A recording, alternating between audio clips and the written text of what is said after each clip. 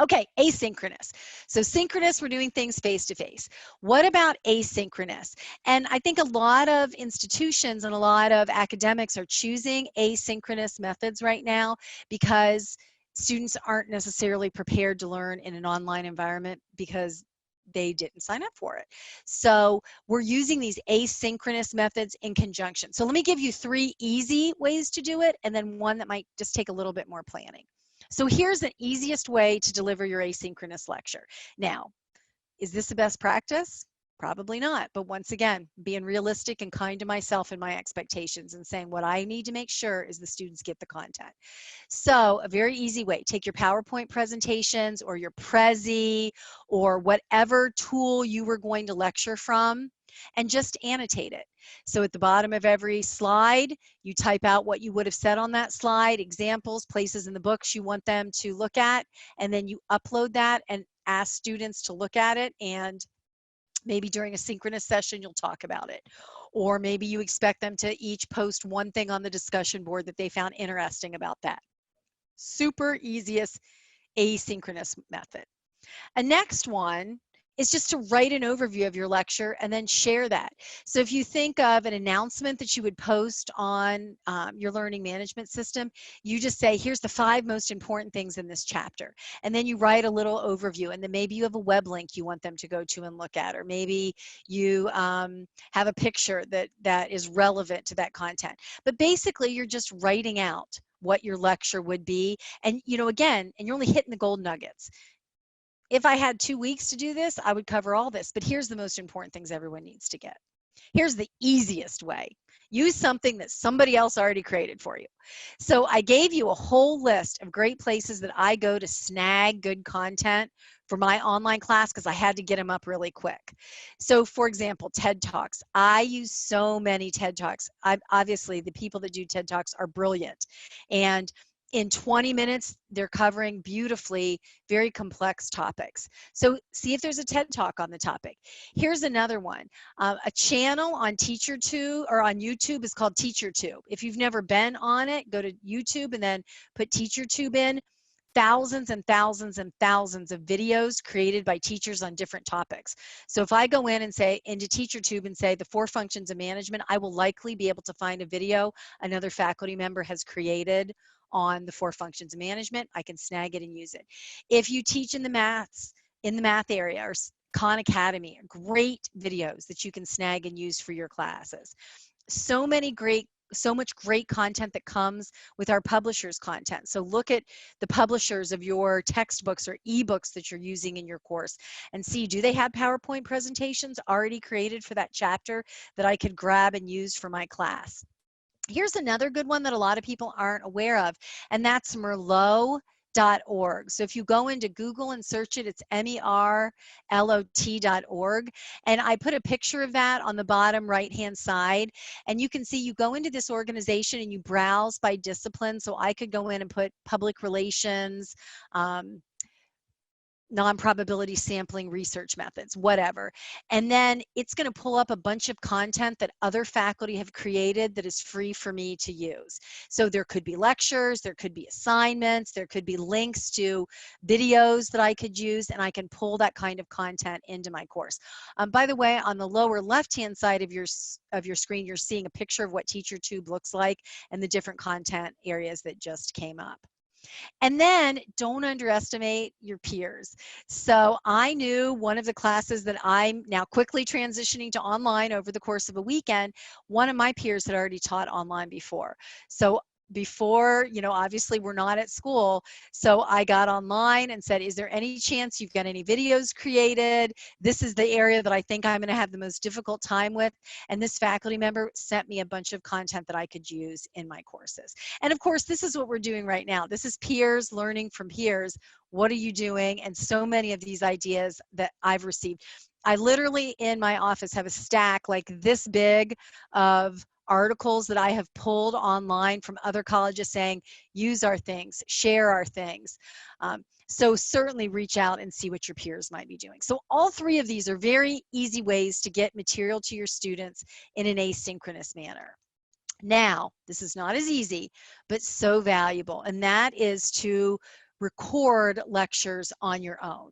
So how can we create pre-recorded lectures? There are so many ways that you can record lectures. Um, you don't even have to use any of these tools. These are ways that I like. Now, at my university, we have Kaltura. So I have it and every student has it. It closed captions the videos. It does all of these amazing things. So I record most of my lectures on Kaltura, but you may not have access to that at your institution. So all of these are examples of different tools that you could use to record lectures. I'm going to show you how to use just one of them. So any of these are good choices for free tools, but let me just show you how to use Screencast-O-Matic. So if you have never created a lecture, I'm going to show you how to use just one of these tools. Again, let me just give a word of advice, and that is if you do create lectures, make sure you close caption those. So whenever I create a lecture, if I don't use Kaltura, or Zoom, which will close caption it, I make sure that I upload it to YouTube so it will close caption it for me, and then I pull it back into my learning management system. And I'm going to show you how to use this and then give you a couple quick tips for how to create a great video. So this is Screencast-O-Matic. This is the first lecture caption tool I ever used. I still use it today. Fantastic tool.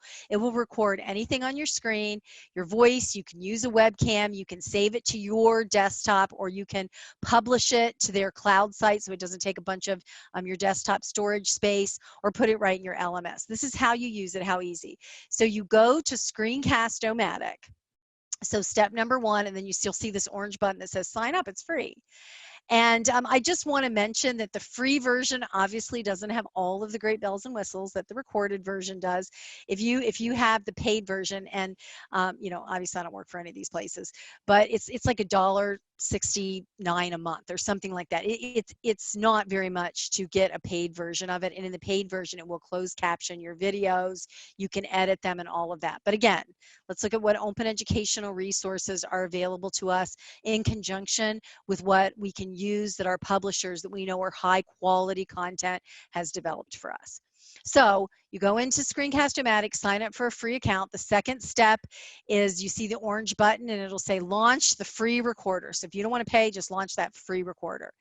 The third step is then you'll get a pop-up box and it'll say you want to open the screen recorder.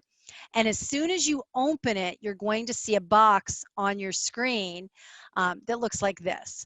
So whatever PowerPoint presentation or whatever you'll pull up, I just pulled up one of my PowerPoint presentations that came with my publisher's content.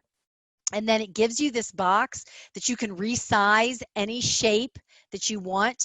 You can say, just show my screen, still in my pajamas, don't want to be in this video. You can say, just show my webcam, I just want to do a lecture or welcome video for my students. Or you can say, show me both. I show the screen, and if you say show me both, it's going to make you a little box in the bottom right-hand corner. If you say just you, you're going to be that big talking head, and just your screen, they're only going to hear your voice. Then you click on that record button. You'll see it down at the left. Here's the thing with the free version. Your videos can only be 15 minutes long, which that's the best practice anyway. They actually say 6 minutes is the ideal time for a recorded lecture. So we'd be much better to do 4 6-minute lectures than do a 24-minute video anyway.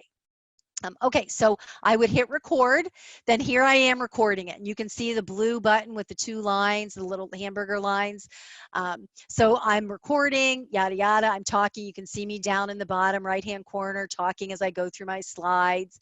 When I'm done with my video, number 6, it'll say, I'll hit the stop button and it'll say, okay, you done? And once I click that done button, it gives me a choice. Do you want to upload this? Do you want to just share it, or do you want to edit it? So I said, I want to upload it. So screen 7, when I said that, it said, okay, where do you want to upload it? Do you want to save it as a video file on your computer? Do you want to upload it to the Screencast-O-Matic site? Or do you want to upload it directly to YouTube? So maybe you have your own YouTube channel and you just want to upload it right there and let it be closed captioned. I said, upload it to Screencast. So number 8, it said, I'm publishing it, give your video a name, chapter number 8 or whatever it is. I always suggest that you put your name somewhere with it. So chapter number 8, COM 205, or, so it makes it easy to find in your whole list of videos. And then you publish it and it gives you a link. You can see here's the link. This is just a fake video that I created to show you how to use this, but you can see it gives you a link down in the bottom that you can share in your LMS or embed it automatically in. When your students watch it, this is what they're going to see. They click on it and there you are talking to them, yada, yada, yada. And they're watching the PowerPoint slides. And just so you know, when you go back into the screencast site, it will give you a list of all of these videos. Now, we know how important analytics are in online. It's so much easier in a way in a face-to-face course because I know if a student isn't paying attention, I know if they're not there, if they didn't turn something in, I can talk to them. But this way, at Screencast-O-Matic in the free version, which is what I have, at least gives you a little bit of data. So like, for example, I can see I recorded this video on March 12th and nobody has seen it yet. But you can see I recorded one on February 27th for my students and I got 20 views. I have 18 students in the class. It doesn't give me a lot. It didn't tell me, did every student watch it? Did they watch the whole thing? But at least I know that every student likely watched it and a couple of them went back and watched it multiple times, which is the benefit of asynchronous, right? They get to watch it more than once. So here's a couple quick best practices for recording videos. Keep them under 6 minutes if you're going to use an asynchronous methods like this. Several short videos is better than a long video. Plan your material ahead, and then make sure, as you would if you had a student with a visual disability and you were describing your slides. On this slide in the top right hand corner, you're seeing a picture of da-da-da. Look down to the left hand corner where you're going to see this. So I always say when you're recording a video, think about describing what's on the page in addition to just narrating it like you would if you were giving a live lecture. And remember, some of your students may just have to go with your PowerPoint slides and your voice if they can't get on. Use a microphone, you get better sound quality. Talk slowly. I know, I probably need to take that advice myself, right? But the best thing, if you talk slowly, when they close caption it, it's going to be more accurate. The faster you talk, the less accurate your closed captioning is going to be. Then you're going to have to go in and make a lot of edits so that it's accurate for your students. Here's a great one. Make sure that your laptop is level or above. If it is below you, they're just staring up your nose the whole time. And the most important one, don't worry about perfection. We're being kind to ourselves. If I had months to create these videos, they would be brilliant and beautiful, and I'd be on a green screen in the back, and they'd be seeing all of, you know, these great things, and I'd be embedding quizzes, but I'm being kind to myself. This is what we have time to do to make sure that students get the gold nuggets. So when you say your ums and your ahs and, oh, where was I again? That's okay. We're human. Okay, what are your students going to do while they're watching your videos? So when I record, you know, when you're having a synchronous session, you can call students out.